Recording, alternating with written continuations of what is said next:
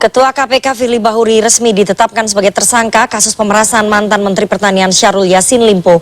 Firly menolak mundur dan akan melakukan perlawanan atas status tersangkanya. Sore ini kita akan membahasnya dengan mantan pimpinan KPK Saud Situmorang, Komisioner Kompolnas Yusuf Warshim, dan peneliti Pukat UGM Zainur Rohman. Selamat sore Bapak-Bapak. Selamat sore. Oke, saya mau ke Pak Saud. Saya mau ke Pak Saud terlebih dahulu. Pak Saud, pertama kali dalam sejarah Ketua KPK ditetapkan sebagai tersangka kasus korupsi. Bagaimana melihat penetapan tersangka Firly ini? Iya, pertama kali kan itu dilakukan penindakan dengan benar ya. Kalau case-nya kan banyak ya, enggak. Baik yang ditangani oleh Dewas maupun yang ditangani oleh KPK sendiri. Artinya ini kan sebenarnya kenapa kita sangat lambat, akhirnya kan begini. Jadi pemberantasan korupsi itu berdarah-darah, yang biasanya kita menggunakan pasal 12B besar, 12E kecil itu untuk para koruptor, sekarang ini dikenakan kepada pimpinan KPK. Which is itu adalah kalau kita kembali ke Undang-Undang KPK itu perbuatan tercela, dan oleh sebab itu kita jangan lagi masuk kepada retorik-retorik atau gimmick-gimmick yang mengatakan bahwa kita kecolongan atau tidak kecolongan. Apa yang dilakukan Polda dalam hal ini Polri, kita harus hargai, kita apresiasi.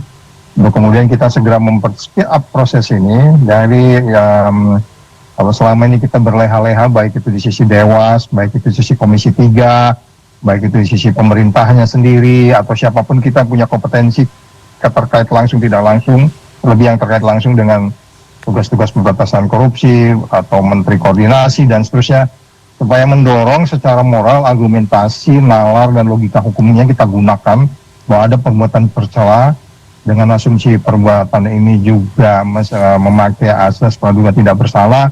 Itu sudah normatif, ada di kepala kita masing-masing.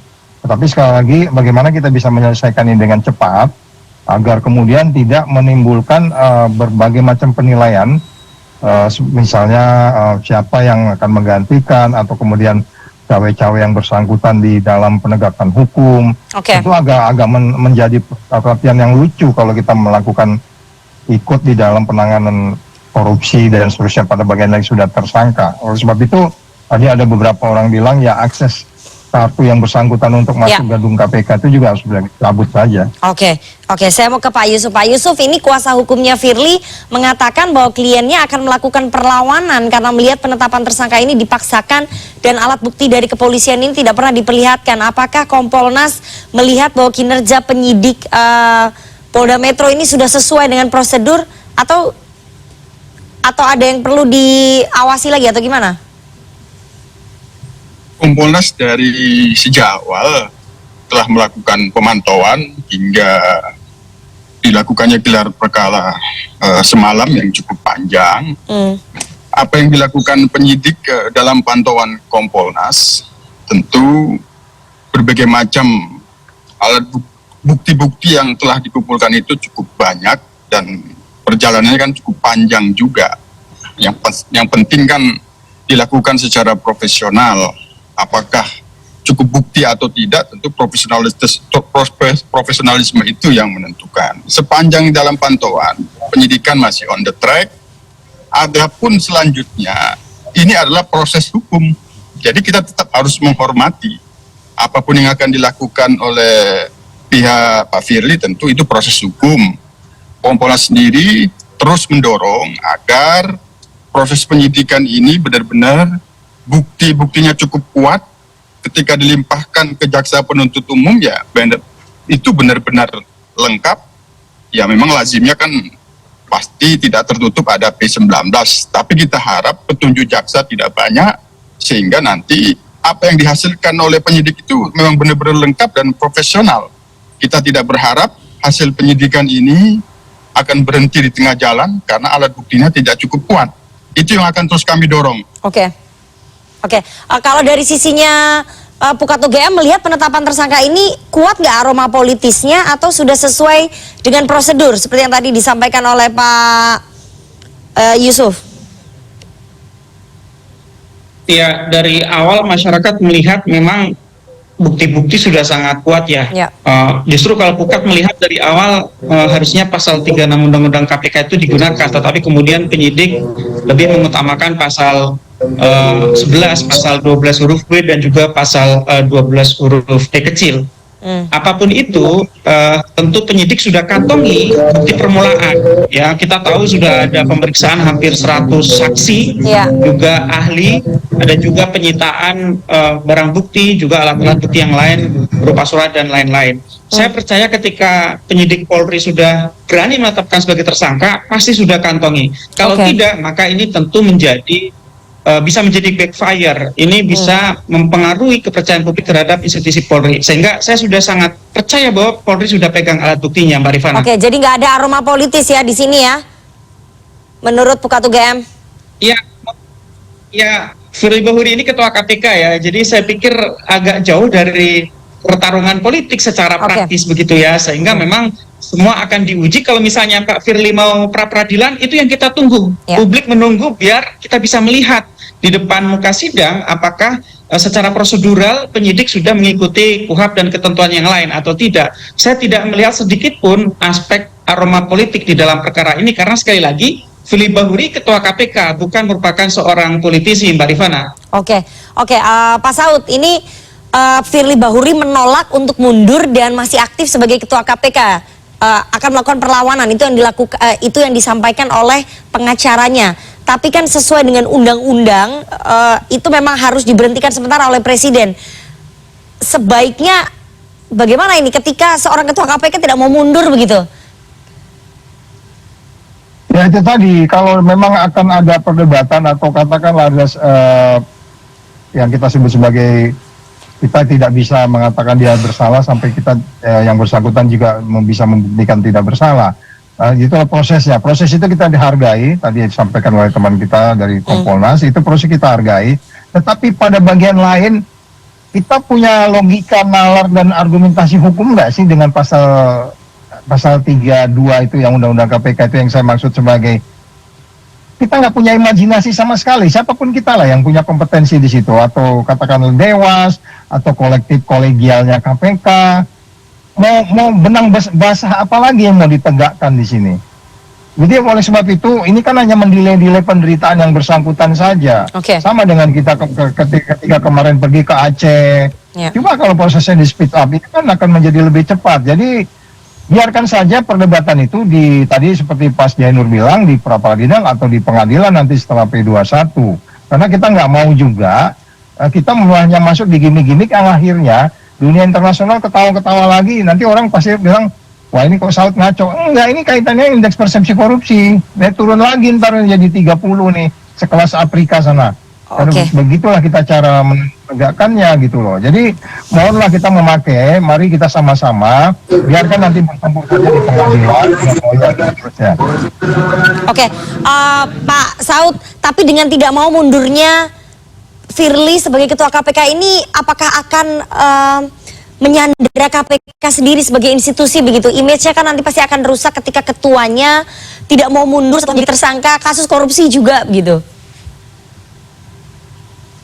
Coba aja nanti mereka kan dalam memutuskan satu penyidikan, itu kan nanti itu pasti kita bisa bayangkan skornya berapa deh. Katakan skornya 4-1 atau 3-2 lah, kan itu 5 orang terhadap satu kasus. Kemudian yang bersangkutan ada di situ. Itu pasti di pra-peradilan kan. Bagaimana nih kasus diputuskan oleh orang yang masih TSK gitu.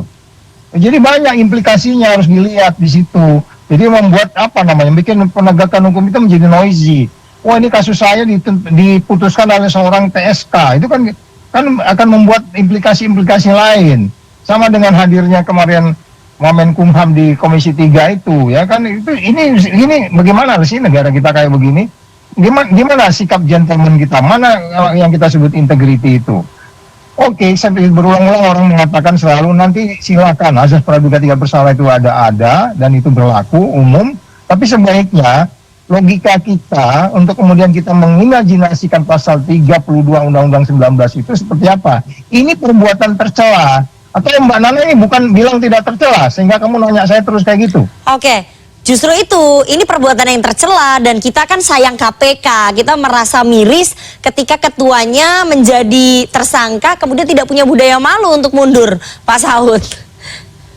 Ya itu makanya Mbak Nana yang kamu harus kasih kuliah ke KPK itu. Oke, ini makanya yang kita sedang mencoba untuk menyadarkan nih, karena budaya malu itu harus ditonjolkan ketika sudah jadi tersangka, harusnya bisa mundur. Tapi saya nanti akan tanya lebih dalam ya ke Pak Saud, Mas Zainur dan juga Pak Yusuf soal sosok PLT. Ini kan karena nanti Presiden akan memilih nih siapa yang menjadi PLT. Ketua KPK sementara. Tapi kita harus jeda terlebih dahulu, jangan kemana-mana, tetap bersama kami di CNN Indonesia Newsroom.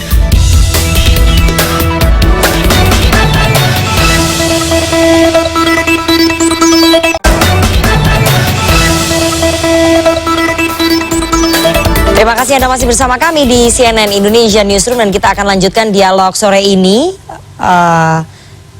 Ditetapkan sebagai tersangka Ketua KPK Firly Bahuri, game over bersama dengan para narasumber saya di sini. Ada mantan pimpinan KPK Saud Situmorang, kemudian Komisioner Kompolnas Yusuf Warsim dan peneliti Pukat UGM Zainur Rohman. Saya mau ke Mas Zainur dulu ya. Mas Zainur, kira-kira siapa nih ya yang bisa ditunjuk ataupun dipilih menjadi PLT untuk menjadi Ketua KPK? Ini kan PLT Ketua KPK ini ditentukan oleh Presiden ya. Presiden akan menunjuk sebaiknya dari internal atau eksternal. Iya, Mbak Rifana, sedikit sebelum ke situ, saya ingin mengulang di pasal 32 ya, bahwa ketika pimpinan KPK berstatus sebagai tersangka itu diberhentikan oleh Presiden dengan menggunakan kepres. Nah, kita mendengar bahwa Polri sekitar sejam yang lalu menyampaikan akan segera mengirimkan surat pemberitahuan status tersangka Firly Bahuri kepada Istana, kepada Sekretariat Negara. Nah, kita berharap Presiden Jokowi sebelum hari berganti segeralah teken kepres pemberhentian Firly Bahuri di hari ini. Itu yang pertama. Yang kedua, di dalam Undang-Undang KPK Mbak Rifana di pasal 33 itu diatur bahwa dalam hal terjadi kekosongan pimpinan, maka Presiden itu mengajukan calon pengganti. Kepada siapa? Kepada DPR. Nah, pertanyaan Mbak Rifana tadi kan, siapa sih calon pengganti itu? Calon penggantinya hanya bisa berasal dari calon pimpinan KPK yang tidak terpilih ketika pemilihan kemarin bersama dengan Pak Firly di tahun 2019. Jadi kan waktu itu ada 10 calon. Ada 10 calon dipilih 5, tetapi kan 1 mengundurkan diri, kemudian 1 dimasukkan. Artinya sudah terpakai 6. Ada sisa 4 nama Mbak Rifana di sana. Siapa yang harus menggantikan? Menurut saya seharusnya, saya selalu berpendapat dari awal, urutkan sesuai dengan perolehan yang dipilih oleh DPR RI. Yaitu kalau calon yang selanjutnya berarti sekarang adalah calon ke-6, yang harusnya adalah calon ke-7 begitu ya, karena kemarin sudah digunakan 1 oleh Johanis Tanak gitu. Jadi seharusnya adalah calon yang kemarin memperoleh suara persis di bawahnya yang kemudian dipilih 5 itu. Jadi sekarang maka Presiden setelah memberhentikan sementara menunggu dulu. Menunggu apa? Sampai berstatus terdakwa. Kalau sudah berstatus terdakwa maka diberhentikan secara tetap. Nanti kalau sudah diberhentikan secara tetap, Presiden memilih 1 dari 4 nama yang tidak lolos kemarin, ajukan kepada DPR. Nah, nanti DPR, Presiden boleh ajukan 1 atau 2, nanti kemudian DPR akan menetapkan 1 di antara nama itu, kemudian nanti akan ditetapkan juga ketuanya dari DPR RI, Mbak Rifana. Itu menurut Mas Zainur ya, tapi Pak Saud dulu pada saat Pak Abraham Samad dengan Pak BW mengundurkan diri, penggantinya itu adalah dari eksternal ya, Pak Taufikur Rahman Ruki kalau nggak salah, dengan Pak Indrianto. Jadi maksudnya gini dah, modelnya terserah mau bikin kepres, modelnya mau bikin pansel, modelnya mau pilih yang Pak Zainur bilang tadi, tetapi jangan dibiarkan lama-lama, karena itu nanti komposisinya itu dia akan memutuskan sesuatu yang berimplikasi hukum juga terhadap persoalan-persoalan pidana korupsi yang ditangani oleh KPK. Oleh sebab itu secepatnya supaya kita menunjukkan kepada dunia bahwa kita memang prudent dan hati-hati, tetapi tetap firm melaksanakan apa yang disebut sebagai tanggung jawab kita menyelesaikan kepemimpinan yang tidak berintegritas ini. Jadi jangan dibiarkan terlalu lama. Soal modelnya whatever terserah lah ya. Itu boleh kita pilih yang bisa bertanggung jawab secara hukum gitu Mbak Nana. Tapi berarti dari eksternal juga bisa ya. nggak harus dari calon-calon yang lolos fit and proper test itu ya Pak Saud ya? Ya saya pikir bisa saja dan itu nggak bertentangan dengan undang-undangnya. Iya. Kalau tadi kan itu Mas Janur kan mengatakan sisa yang 5 itu Idealnya dari situ. Ya. Oke. Ya, tapi kalau memang mau karena memang itu adalah pimpinan, ya which is kemarin dia suaranya paling banyak, ya bisa saja. Kemudian kita lakukan pansel. Nah, pansel itu kalau ini kan mereka setahun lagi nih sampai Oktober tahun depan. Kalau bahasanya OTT ini kan bisa sampai puluhan OTT lagi nih. Ya. Jadi kita masih bisa melakukan hal itu. Jadi perlu kepemimpinan yang di luar dari yang 4 yang sedang memimpin, karena mereka sudah bagian dari masalah itu. Oke, yang 4 sekarang udah bagian dari masalah kalau menurut Pak Saud. Tapi Pak Yusuf, kan kalau nggak masalah kan kolektif kolegialnya jalan, second balance-nya jalan. Nggak sampai lama-lama juga kasus itu berlarut-larut, sampai lebih dari 5 kasus. Oke, saya mau ke Pak Yusuf. Pak Yusuf, kami ini dengar ya bahwa salah satu kandidat calon PLT ini kemungkinan dari Polri begitu. Apakah kemudian Anda juga mendengar ini? Ya, sementara Kompolnas, sekali lagi Mbak Rifana, kami pengawasan dalam soal kasus ini kan pada penanganan penyidikannya. Proses hukum itu yang kami awasi terkait dengan mundur dan tidak itu adalah proses etik. Tentu proses etik di KPK itu sebenarnya ada di Dewas, di kuatnya. Terus ada pada kewenangan Presiden soal apakah itu mau di PLT.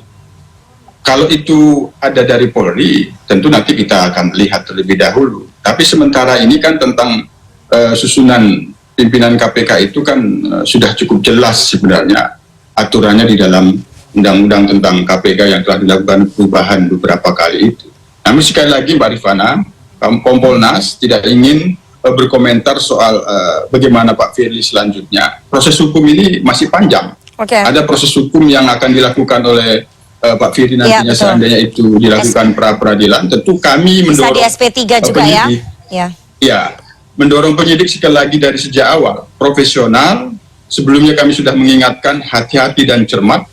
Bukti material, bukti formil itu harus benar-benar berkualitas. Ketika ada upaya hukum terhadap itu, tetap penetapan tersangka itu sah, itu yang paling penting. Sehingga proses selanjutnya, pelimpahan berkas ke jaksa penuntut umum itu berjalan lancar.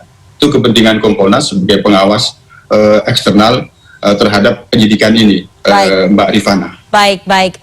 Yang jelas adalah legitimasi dari status penetapan tersangka ini yang harus dipertanggungjawabkan oleh penyidik begitu ya, karena sekali lagi kalau nanti dibawa ke pra-peradilan kemudian dikabulkan dan kasusnya bisa di SP3 itu tambah rumit nanti masalahnya, karena kalau di kepolisian kan bisa SP3 ya Pak Yusuf ya. Tapi terakhir Pak Saud, bagaimana kemudian mengembalikan kepercayaan publik pada KPK setelah babak belur ini? Kamu nggak bisa ngarap banyak, Mbak Nana. Udah tinggal tunggu pemerintahan ini selesai saja. Itu yang mendorong perubahan. Ya, itu aja. Oh, langsung singkat padat jelas ini. Oke, jadi nggak ada harapan ya di pemerintahan sekarang untuk mengembalikan kepercayaan publik terhadap KPK, begitu Pak? Mbak Nana, itu kan perdebatan saya Agustus tahun 2019 itu diulang lagi saat ini. Bahwa apa yang terjadi saat ini kan itu udah estimasi kita waktu undang-undang KPK. Ya, pada saat revisi undang-undang KPK ya. Iya. Kalau Pak Nana kan sudah sering debat sama saya juga itu. Betul. Kalau Pak Saud tampaknya tidak punya harapan begitu pada rezim ini untuk bisa mengembalikan kepercayaan publik pada KPK. Mas Zainur, apa ya kemudian kira-kira yang bisa dilakukan paling tidak ya untuk bisa mengembalikan kepercayaan publik sedikit saja pada KPK setelah kejadian babak belur ini sedikit jadi tersangka? Masa nggak ada sama sekali? Ya, Mbak Rifana, sedikit reminder ya. KPK dulu ini. yang Ya, Mbak Rifana, sedikit reminder. Dulu yang Indrianto Seno Aji, Johan Budi jadi pimpinan KPK sementara itu karena Presiden mengeluarkan Perpu, Mbak Rifana. Jadi kalau sekarang mau menunjuk PLT dari luar selain calon yang tidak terpilih itu, maka Presiden harus mengeluarkan Perpu. Jadi tanpa itu nggak bisa, Mbak Rifana. Harus mengacu ke pasal 33 Undang-Undang 19/2019. Yang kedua, bagaimana cara mengembalikan kepercayaan kepada KPK? Satu, revisi kembali Undang-Undang KPK, kembalikan independensinya. Itu yang harus dilakukan pertama kali, Mbak Rifana. Siapapun nanti calon presiden wakil presiden yang terpilih harus membawa misi mengembalikan independensi KPK dengan cara merevisi kembali Undang-Undang KPK, Mbak Rifana. Tanpa itu nonsen Indonesia bisa memberantas korupsi dengan efektif. KPK tidak akan bisa sampai kapanpun, kalau KPK berada di bawah kekuasaan eksekutif, sampai kapanpun KPK tidak bisa independen dan tidak bisa diandalkan untuk memberantas korupsi, Mbak Rifana. Baik, tampaknya Mas Zainur juga nggak percaya nih di rezim ini bisa melakukan revisi Undang-Undang KPK. Jadi siapapun nanti presiden yang terpilih harus bisa melakukan revisi Undang-Undang KPK. Itu berarti di rezim berikutnya, Mas Zainur. Tapi ini yang paling deket apa nih yang harus dilakukan? Masa nggak ada sama sekali? Tapi ya sekali lagi semoga ya. Ya Mbak Rifana, kalau untuk KPK sih, ya KPK akui dulu lah. Orang barusan Alexander Marwata konferensi pers saja tidak mau meminta maaf, tidak mau mengakui kesalahan. Nah, gimana kita mau percaya? Oke. Dia bilang apa? Tidak malu. Kecolongan. Siapa yang nyolong? Kita nggak nyolong kok. Tidak malu, betul Mbak Rifana. Alexander Marwata mengatakan tidak malu. Saya aja rakyat biasa malu sekali, Mbak Rifana. Ketua Komisi Pemberantasan Korupsi menjadi tersangka korupsi, Mbak Rifana. Malu kita rakyat Indonesia, Mbak Rifana. Baik, suatu keprihatinan yang luar biasa bahwa anak kandung reformasi betul-betul sudah babak belur begitu ya. Kita tunggu nanti bagaimana caranya untuk bisa mengembalikan kepercayaan publik pada KPK setelah ada penetapan tersangka terhadap Ketua KPK Firly Bahuri, dan kita menunggu secepatnya agar Presiden Jokowi memproses Kepres pemberhentian sementara terhadap Firly Bahuri dan menunjuk PLT Ketua KPK yang baru. Kita lihat nanti bagaimana ujungnya. Terima kasih Bapak-bapak sudah bergabung pada CNN Indonesia Newsroom sore hari ini. Sehat selalu. Terima kasih Mbak Rifana, Bang Saul, Pak Zainur. Sama-sama Mas. Terima kasih. Salam buat Kompolnas.